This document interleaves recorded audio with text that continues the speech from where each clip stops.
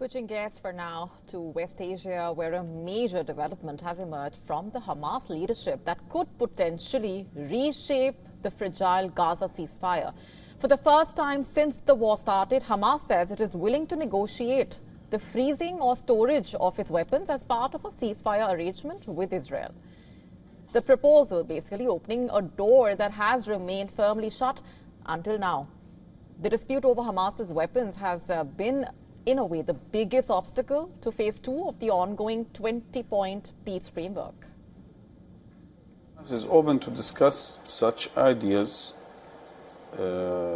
within the context of a long-term ceasefire or truce, within the context of a political track which have to lead to a Palestinian state. But if not, okay, we are ready to discuss the idea of storing or freezing based on a total security arrangements, first of all, which keep the capability of Palestinians to defend themselves in case they are attacked.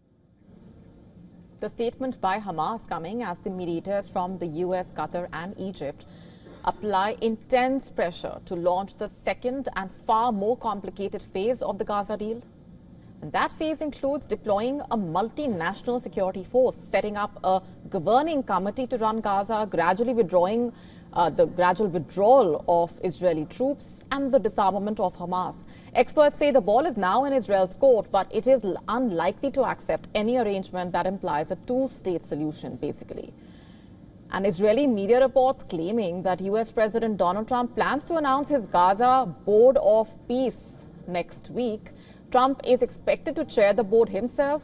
Its responsibilities would include temporary governance in Gaza, oversight of the reconstruction funds, and preparations for a later handover to the Palestinian Authority.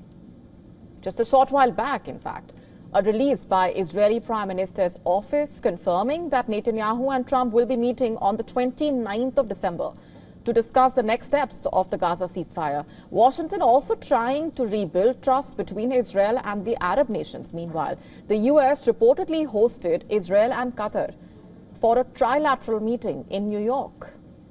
According to an Axios report, the White House also wants to bring Israeli Prime Minister Netanyahu and the Egyptian president together for their first conversation since before the Gaza war. As per the report, the US officials have told Netanyahu that Egypt will only agree to a summit if there is something concrete on the table. Possibly a major natural gas deal that could supply about 25% of Egypt's electricity requirements. Axios claims Netanyahu has formed a team to identify economic incentives in preparation for a meeting with Sisi, and similar initiatives may be under consideration for Lebanon, Syria and Saudi Arabia.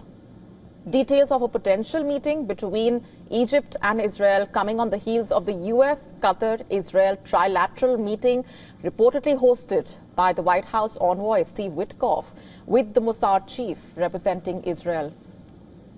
According to reports, the discussions focused on executing the Gaza peace agreement and coming just a few months after Israeli jets conducted an airstrike in Doha, unsuccessfully targeting the Hamas leadership. To stay up to speed with the latest news, download the WION app and subscribe to our YouTube channel.